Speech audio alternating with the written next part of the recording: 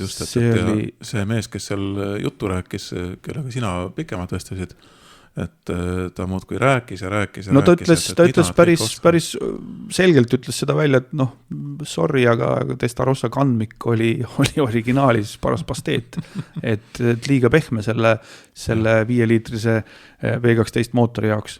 Ja oligi, et kõigepealt tehti siis auto kandmik korda, kui sul on auto kandmik piisavalt jäik, siis sa saad panna vedrustuse normaalselt tööle, vedrustus oli ka täiesti ümber tehtud, siis nad tõesti ikkagi võtsid ette ka mootori, et mootor oli viidud üle seal elektroonilisele süütele ja 100 hobujõud oli juures. Peale, vaata, seal nad näitasid ka veel...